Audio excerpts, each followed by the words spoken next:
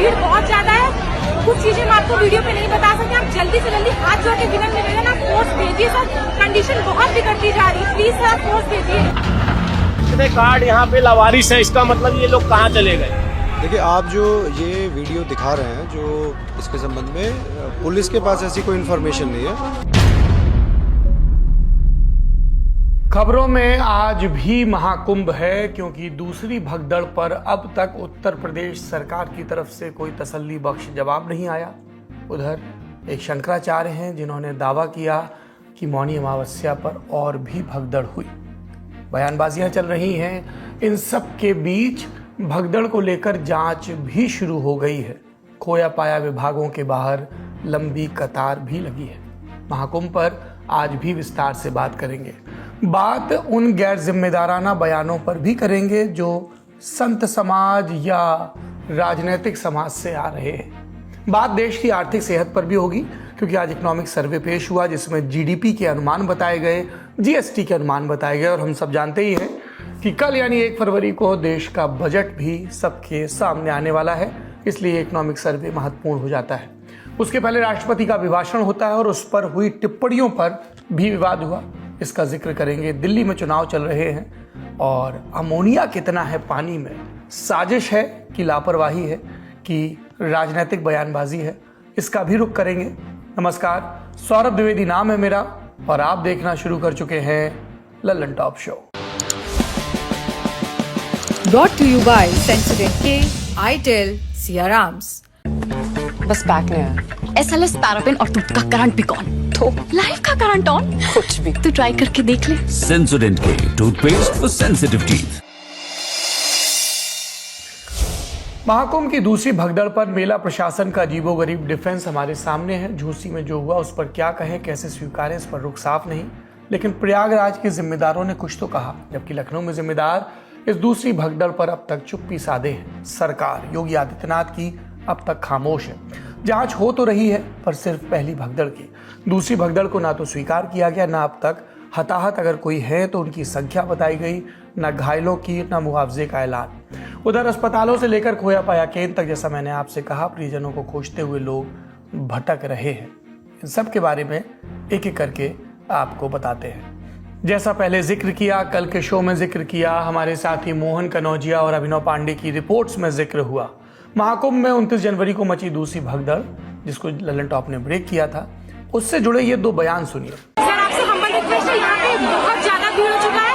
थाने में अपनी फोर्स लगाई है, बट उनको भी अब मतलब कि भीड़ से बचा पाना बहुत मुश्किल है।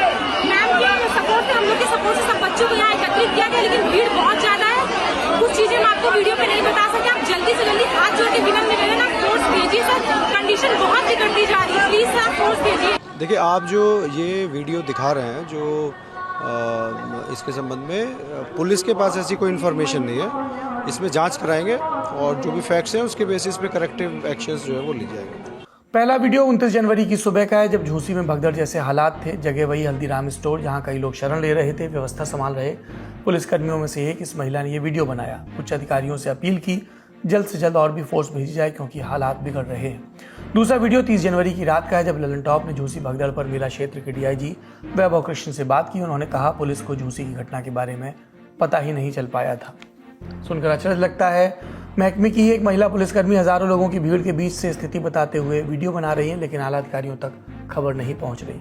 अचरज कि उनका वीडियो ना तो डीआईजी वैभव कृष्ण तक पहुंचा, न मेला क्षेत्र के डीएम विजय करण आनंद तक, और न ही मेला एसएसपी राजेश द्विवेदी तक। वीडियो ना सही, लेकिन क्या भगदड़ की जानकारी भी उन तक नहीं पहुंची? तब भी जब पूरा मेला क्षेत्र हजारों सीसीटीवी कैमरों की निगरानी में है, एआई की मदद से क्राउड मैनेजमेंट के दावे किए जा रहे हैं, और अगर पुलिस प्रशासन को झूसी वाली घटना की जानकारी नहीं थी तो वहां से चप्पलों कपड़ों का अंबार कौन हटवा रहा था? लगातार उठते तमाम सवालों का जवाब देने के लिए वैभव कृष्ण को सामने भेजा गया और उन्होंने ये कहा। जो लोगों ने, प्रत्यक्षदर्शियों ने बताया कि संगम में इधर भगदड़ मची और प्रशासन यहाँ पे इन्वॉल्व था और वहाँ नहीं पहुँच पाया। प्रशासन ये आरोप लगाया और वहाँ पे कैजुअलिटी होने के दावे किए गए। ऐसा नहीं है, प्रशासन सब जगह पहुँचा, पुलिस सब जगह पहुँची, हमारी चप्पे चप्पे पे पुलिस है। ये कहना it is not fair to say कि हम कहीं पे नहीं पहुँचे, ऐसा नहीं है। इंडिविजुअली अगर किसी के साथ कहीं कोई ऐसी बात हुई और सर इंडिविजुअल नहीं, वो सुबह के 5 बजे के करीब 6 बजे करीब वहाँ पे बजे हुई हो, कितने भी बजे हुई हो, हम लोग तो 48 घंटे हमारे जवानों ने ड्यूटी दी है, तो उसमें 5 बजे 4 बजे का प्रश्न नहीं है। दूसरी भगदड़ पर प्रशासन की ओर से एक चलता हो खराब डिफेंस वाला बयान, लेकिन सरकार की ओर से जवाब आना अभी भी बाकी है। अब उनकी बात जिनके प्रति इन अधिकारियों की जिम्मेदारी थी। प्रयागराज के सबसे बड़े जिला अस्पताल स्वरूप रानी अस्पताल में ललन टॉप के रिपोर्टर अभिनव और मोहन पहुंचे। लोगों ने बताया 48 घंटे से अपने लापता परिजनों को ढूंढ रहे हैं। कहा कि अस्पताल में घायलों की जो लिस्ट लगी उसमें नाम नहीं है। आखिरी अपडेट ये मिला कि पिताजी रास्ता भटक गए और झूसी की तरफ जा रहे थे, लेकिन फिर आपकी रिपोर्ट देखी कि एक भगदड़ झूसी में भी हुई है। तब से जी घबरा रहा है। कौन खोया आपका? मेरे पिताजी मिले नहीं, अभी तक कुछ नहीं पता चला। आखिरी बार हाँ, उनसे बात नहीं हुआ है, ये फोन वाले से हमको बात हुआ है 5:04 और 5:00 तो ये इन्होंने क्या बताया, कहाँ पे बात करवाई थी? सेक्टर 17 बोले कि फिर वो गए कहाँ, तो रास्ता पूछ रहे थे बाहर जाने का कि हम झूसी की तरफ का रास्ता बता दिए हैं। तब तक आज हम गाड़ी में, मतलब आज से सर बेचैनी ज़्यादा बढ़ा जब से हम आपका न्यूज़ देखे हैं कि एक जगह नहीं और जगह भगदड़ हुआ है, उससे थोड़ा ज्यादा अंदर से घबराहट मतलब ये हो रहा है कि देखिए क्या हुआ क्या नहीं हुआ। खोया पाया केंद्र में भी कई लोग 48 से 50 घंटों से परेशान होकर पस्त पड़े हैं। ये लोग अपनों से बिछड़ गए हैं और लगातार इस इंतजार में है कि कोई केंद्र तक आकर इनसे मिले या सूचना मिले। एक दिन में कितने केसेस आ रहे हैं, कुछ अंदाजा है? अंदाजा 2-3 हजार समथिंग, 2 से 3 हजार तक आ जाते हैं। 2-3 हजार हर दिन केस आ रहे हैं। मिल भी बहुत रहे हैं। कुछ लोग जो रह गए, जैसे ये बस से आई हैं यहाँ पर बिछड़ गई हैं, तो बस इनकी जा चुकी है तो इनको दिक्कत है, नहीं तो जो लोग यहाँ पर गुम हो गए हैं वो सारे लोग मिल जाते हैं। इस बीच मेला क्षेत्र में अरुण कुमार जैसे पुलिसकर्मी भी हैं जो भटके या पिछड़े लोगों से उनके गांव का नाम पूछ रहे, गूगल पर सर्च करके उनके गांव के नजदीकी पुलिस थाने का नंबर निकाल रहे और उनको कनेक्ट करा रहे हैं। यही चाहता हूँ कि हाँ जितने लोग आए अपने परिवार से जरूर मिलें। तो उसमें हम सबसे पहले अगर प्रोनाउंसिएशन की दिक्कत आती है, जैसे चेन्नई के लोग आते तो उनकी भाषा भी नहीं समझ में आती, तो एक हमारे मोबाइल में एक ऐप है भाषणी, तो उनका हम बुलवाते हैं कि आप इसमें बोलो, तो वो बोलते हैं, वो हिंदी ट्रांसलेट करके हमें बताता है। लेते कि अपने थाने का नाम बताओ, तो अपने थाने का जैसे नाम बताते हैं तो वैसे सर उनके थाने पे कांटेक्ट कर लेते हैं गूगल के द्वारा। वहाँ से जो भी फ़ोन उठा लेते हैं तो उनसे बोलते हैं कि आपके थाना क्षेत्र के एक लोग हैं, ये गाँव बता रहे हैं, आप वहाँ से संपर्क कर लेते, तो वहाँ से अपना आदमी भेजते हैं वो लोग। घटना के 48 घंटे बाद भी पीड़ित, चश्मदीद, श्रद्धालु, पत्रकार और इस लोकतंत्र की अन्य इकाइयां इंतजार कर रही हैं कि सरकार माने तो सही कि और भी जगहों पर भगदड़ हुई और आग का पानी बचा हो तो हताहतों की संख्या भी बताए, जवाबदेही सुनिश्चित करे, पारदर्शिता रखे और लापरवाही जिनसे हुई है उनकी पहचान को उजागर करे। दूसरी तरफ भगदड़ की जांच के लिए रिटायर्ड जज हर्ष कुमार के नेतृत्व वाली 3 सदस्यों की जांच टीम मेला क्षेत्र पहुंची। राज्य सरकार ने भगदड़ की जांच के लिए न्यायिक आयोग बनाया था। ये जांच उसी का हिस्सा है। आयोग 1 महीने में अपनी रिपोर्ट सरकार को सौंपेगा। प्रयागराज पहुंची जांच टीम में कौन कौन शामिल है, संक्षेप में बताते हैं। पूर्व न्यायाधीश हर्ष कुमार 1998 बैच के HJS यानी हायर जुडिशियल सर्विस के, जो इलाहाबाद हाई कोर्ट से मार्च 2020 में रिटायर हुए। पूर्व IAS DK सिंह 2005 बैच के IAS, जुलाई 2022 में चित्रकूट के मंडल आयुक्त पद से रिटायर हुए। पूर्व IPS VK गुप्ता 1982 बैच के IPS, दिसंबर 2016 में DG होमगार्ड के पद से रिटायर हुए थे। इनके अलावा 3 फरवरी को होने वाले अगले अमृत स्नान की तैयारी के लिए भी कई पुलिस अफसरों को महाकुंभ भेजा गया है। इसमें 4 IPS, 3 एडिशनल SP रैंक के अधिकारी यानी कुल 7 पुलिस अधिकारी शामिल हैं। दूसरी तरफ सुप्रीम कोर्ट में एक जनहित याचिका भी दाखिल की गई। याचिका में भगदड़ पर स्टेटस रिपोर्ट और इसके लिए जिम्मेदार अधिकारियों पर कार्रवाई किए जाने की मांग की गई। सभी राज्यों द्वारा कुंभ मेला क्षेत्र में सुविधा सेंटर खोलने का आदेश भी जारी करने की मांग है। ये तो हुई जांच संबंधी सभी बातें। अब प्रतिक्रियाएं। 31 जनवरी से संसद का बजट सत्र शुरू हो रहा है। राष्ट्रपति द्रौपदी मुर्मू ने सत्र से पहले दिए संबोधन में महाकुंभ की घटना पर दुख जताया। माननीय सदस्यगण, इस समय देश में महाकुंभ का ऐतिहासिक पर्व भी चल रहा है। महाकुंभ भारत की सांस्कृतिक परंपरा का, भारत की सामाजिक चेतना का पर्व है। देश और दुनिया से आए करोड़ों श्रद्धालु प्रयागराज में पूर्ण स्नान कर चुके हैं। मैं मोनो अमावस्या के दिन हुई हादसे पर अपना दुख व्यक्त करती हूँ।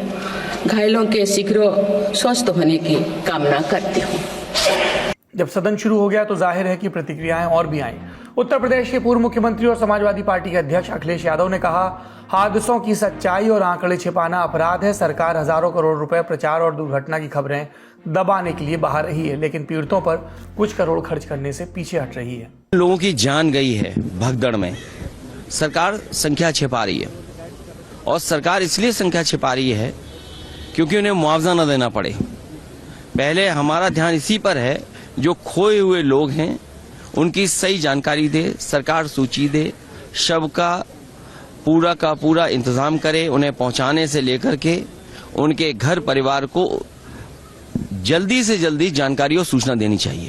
कुंभ पर और लोगों की प्रतिक्रियाएं भी सुनिए, खासतौर पर बागेश्वर धाम वाले धीरेन्द्र कृष्ण शास्त्री का बयान, जो कह रहे हैं महाकुंभ की भगदड़ में जिनकी जान गई उन्हें मोक्ष मिला है। उनका देश में प्रतिदिन लोग मर रहे हैं और करोड़ों लोग मर रहे हैं। कुछ दवा के बिना मर रहे हैं और कुछ स्वास्थ्य की व्यवस्था के बिना मर रहे हैं, कुछ हार्ट अटैक से मर रहे हैं। निश्चित रूप से ये जो घटना हुई वो निंदनीय हुई है और बहुत विचित्र हुई है। पर एक बात बोलें, ये महाप्रयाग है, मृत्यु सबकी आनी है, एक दिन मरना सबको है। पर कोई गंगा के किनारे मरेगा तो वो मरेगा नहीं, मोक्ष पाएगा। महाकुंभ से जुड़े और भी अपडेट्स हैं इन असंवेदनशील और संवेदनशील बयानों के बीच। एक्ट्रेस ममता कुलकर्णी को किन्नर अखाड़े के महामंडलेश्वर पद से हटा दिया गया। साथ ही लक्ष्मी नारायण त्रिपाठी से भी आचार्य महामंडलेश्वर का पद छीन लिया गया। लक्ष्मी नारायण ने ही ममता कुलकर्णी को महामंडलेश्वर बनाया था। किन्नर अखाड़े के संस्थापक ऋषि अजय दास ने 31 जनवरी को दोनों के खिलाफ ये एक्शन लिया। इस पर लक्ष्मी नारायण त्रिपाठी का दावा, अजय दास को तो पहले ही अखाड़े से निकाला जा चुका है, इस नाते वो कोई एक्शन नहीं ले सकते। आप जानते ही हैं, ममता को महामंडलेश्वर बनाए जाने के बाद से कई संत नाराजगी जता चुके हैं। उनके मुताबिक ऐसे प्रतिष्ठित पद के लिए बरसों के आध्यात्मिक अनुशासन और समर्पण की जरूरत है। फिर कैसे ममता को एक ही दिन में महामंडलेश्वर चुन लिया गया? और इस पर ममता कुलकर्णी का कहना, वो लंबे वक्त से आध्यात्मिक जीवन जी रही थी और इसके आधार पर ही अब महामंडलेश्वर बनी थी।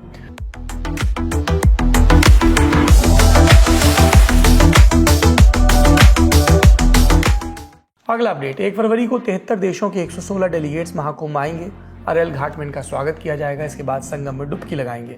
2019 के अर्धकुंभ में भी 73 देशों के राजदूतों को बुलाया गया था।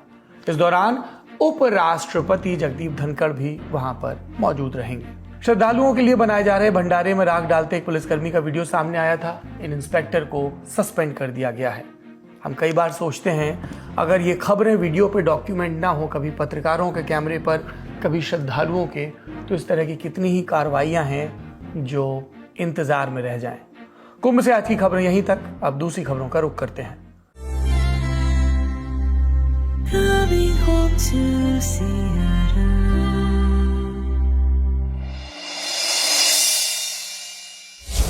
सबसे पहले सुर्खी, ये भी कुंभ से ही जुड़ी है। उत्तर प्रदेश के गाजीपुर में 31 जनवरी को बड़ा हादसा हुआ। यहां से लगे वाराणसी गोरखपुर हाईवे पर एक सड़क हादसे में 6 लोगों की मौत हो गई। मृतकों में 2 महिलाएं, 2 पुरुष और 2 बच्चे हैं। ये सभी लोग पिकअप ट्रॉली पर बैठकर महाकुंभ से लौट रहे थे। रास्ते में ट्रॉली अचानक से पिकअप से टूट गई और इस पर बैठे करीब 24 लोग सड़क पर गिर गए। पीछे एक डंपर आ रहा था जो उनमें से कई को कुचलते हुए निकल गया। 6 की मौके पर मौत, 15 लोग गंभीर घायल, पास के अस्पताल में इलाज। अगली सुर्खी संसद से, 31 जनवरी से बजट सत्र शुरू हुआ। राष्ट्रपति के अभिभाषण के बारे में हमने अभी बड़ी खबर में आपको बताया ही। अब प्रधानमंत्री नरेंद्र मोदी के संबोधन की बात, क्या कहा, 3 खास बातें जानिए। पहली, पिछले 10 साल में यह पहला संसद सत्र है जिसमें विदेशी धरती से कोई षड्यंत्र नहीं किया गया। हर संसद सत्र से पहले विदेश से कोई न कोई विवाद खड़ा किया जाता है जिससे हमारे देश में हवा दी जाती है। दूसरी बात, सभी धर्मों की महिलाओं को बराबर हक और सम्मान मिलना चाहिए और इस दिशा में सरकार के निर्णय बजट सत्र में देखने को मिलेंगे। और तीसरी बात, इस बजट में मध्यम वर्ग और युवाओं के लिए सरकार के कदम सामने आएंगे। पीएम की कही ये तीसरी बात इस नाते अहम जान पड़ती है क्योंकि बजट से पहले इस बात की चर्चा चल रही है कि क्या इस बार इनकम टैक्स में मध्यम वर्ग को राहत मिल सकती है। बजट सत्र में सभी सांसद विकसित भारत को मजबूती देने के लिए अपना योगदान देंगे। विशेष करके जो युवा सांसद है उनके लिए तो सुनहरा अवसर है क्योंकि वो आज सदन में जितनी जागरूकता, जितनी भागीदारी बढ़ाएंगे और विकसित भारत के जो फल है वो तो उनकी नजर के सामने देखने को मिलने वाले हैं। सदन के पहले ही दिन एक विवाद भी खड़ा हो गया। राष्ट्रपति के अभिभाषण पर संसद परिसर में पत्रकारों ने सोनिया गांधी से प्रतिक्रिया मांगी तो उन्होंने कहा, पुअर लेडी, आखिर तक आते आते राष्ट्रपति बहुत थक गई थी, बमुश्किल बोल पा रही थी। Boring. No comment. No, the president was getting very tired by the end. Repeating the same thing again No, and she again. could hardly speak for thing. Bhajpa ने तुरंत इस बयान पर प्रतिक्रिया दी। पीएम मोदी, बीजेपी के अध्यक्ष जेपी नड्डा समेत कई नेताओं ने इसे राष्ट्रपति पद का अपमान बताया। इस मामले पर दोनों पक्षों से आई प्रतिक्रियाएं सुनिए। शाही परिवार के एक सदस्य ने कहा कि आदिवासी बेटी ने बोरिंग भाषण दिया। दूसरी सदस्य तो इससे भी एक कदम आगे बढ़ गई। उन्होंने राष्ट्रपति जी को पुअर थिंग कहा, गरीब कहा और चीज कहा, थकी हुई कहा। एक आदिवासी बेटी का बोलना इनको बोरिंग लगता है। हमारा देश का राष्ट्रपति एक महिला आदिवासी है, ये कमजोर नहीं है। पहली बार एक महिला आदिवासी इस देश का राष्ट्रपति बनी है, तो इनको हजम नहीं हो रहा है और इसको कमजोर बताती है। राष्ट्रपति कार्यालय की ओर से भी प्रतिक्रिया आई, जिसमें बिना नाम लिए सोनिया के बयान को सर्वोच्च पद की गरिमा को नुकसान पहुंचाने वाला बताया गया। बयान में यह भी लिखा गया कि राष्ट्रपति भवन ये स्पष्ट करना चाहता है कि कोई इस बयान में सच्चाई नहीं है। राष्ट्रपति किसी भी पल थकी नहीं थी, बल्कि वो ये मानती हैं कि हाशिए पर रहने वाले समुदायों, महिलाओं और किसानों के लिए बोलना कभी भी थकाने वाला नहीं हो सकता। राष्ट्रपति के अभिभाषण और उस पर प्रतिक्रियाओं के बाद अब बजट सत्र के पहले दिन वित्त मंत्री निर्मला सीतारामन की बात। उन्होंने लोकसभा में इकोनॉमिक सर्वे 2025 पेश किया। 3 खास बातें जानिए। फाइनेंशियल ईयर 2026 यानी 1 अप्रैल 2025 से 31 मार्च 2026 में जीडीपी ग्रोथ 6.3% से 6.8% रहने का अनुमान है। भारत का विदेशी मुद्रा भंडार 90% विदेशी कर्ज को कवर करने और 10 महीने से अधिक के आयात को कवर करने के लिए पर्याप्त है और 2024-25 के लिए जीएसटी कलेक्शन 11% बढ़कर 10.62 लाख करोड़ रुपए तक पहुंचने का अनुमान है। सर्वे में और क्या हुआ ये समझने के लिए आप हमारा रोजाना का आर्थिक मसलों का कार्यक्रम खर्चा पानी जरूर देखिए, आपको डिस्क्रिप्शन में लिंक मिल जाएगा। अगली सुर्खी, दिल्ली विधानसभा चुनाव के बीच आम आदमी पार्टी को बड़ा झटका लगा। इसके 5 विधायकों ने एक साथ पार्टी की प्राथमिक सदस्यता से इस्तीफा दिया। नाम, त्रिलोकपुरी से विधायक रोहित महरौलिया, जनकपुरी से राजेश ऋषि, कस्तूरबा नगर से मदन लाल, पालम से भावना गौड़ और महरौली से विधायक नरेश यादव। इन सभी को इस बार टिकट नहीं मिला था। केजरीवाल के नाम लिखे लेटर में इन्होंने कहा, मेरा आपसे और पार्टी से भरोसा उठ गया है। इस घटनाक्रम पर और क्या अपडेट्स हैं जानने के लिए न्यूज रूम का रुख करते हैं। आम आदमी पार्टी की प्राथमिक सदस्यता से इस्तीफा देने वाले विधायकों में 2 नाम और जुड़ गए हैं। ये विधायक हैं, पहला नाम आदर्श नगर से विधायक पवन शर्मा और दूसरा नाम बिजवासन से विधायक भूपेंद्र सिंह जून। इनके अलावा आम आदमी पार्टी के एक और विधायक ऋतुराज झा ने दावा करा कि संपर्क तो मुझसे भी किया गया था। भारतीय जनता पार्टी की यह साजिश है आम आदमी पार्टी को तोड़ने की, लेकिन मैंने पार्टी छोड़ने से इनकार कर दिया।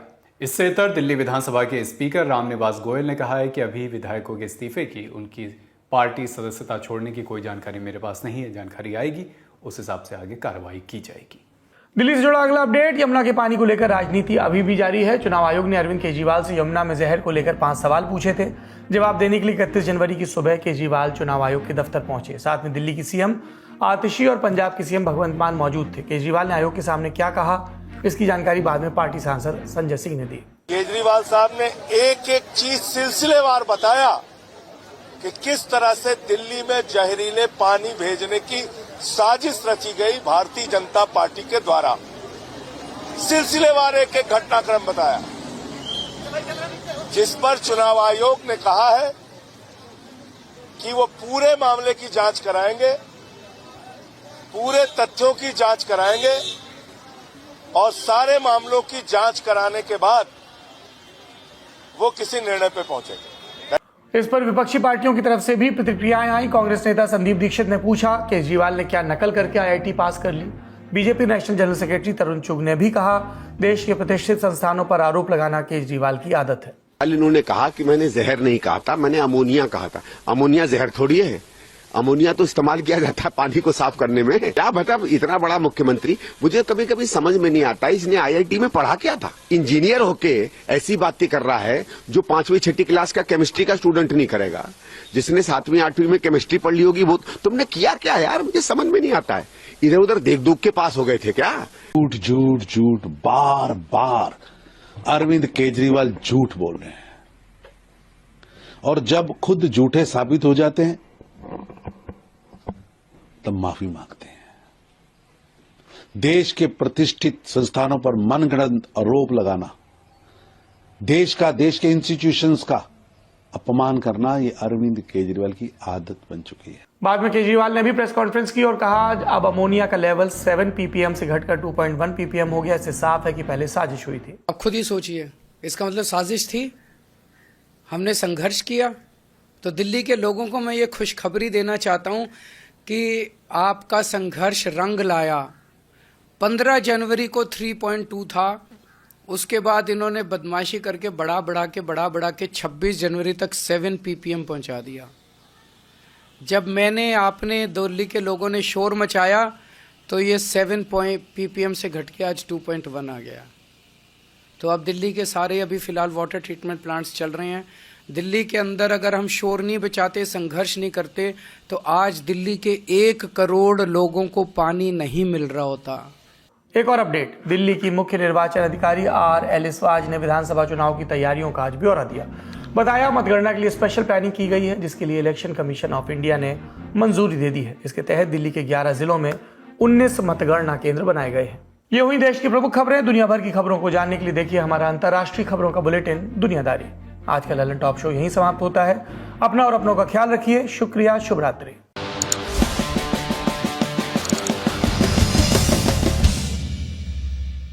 माजी भी अब उदास है मेरे हाल की तरह, माजी भी उदास है मेरे हाल की तरह, ये साल भी गुजर गया हर साल की तरह। जसुदा जन्म हुआ पगा वाली रात। अच्छे कर्म करो बेटा, दुनिया याद नहीं रखेगी, दुनिया गोली मार देगी।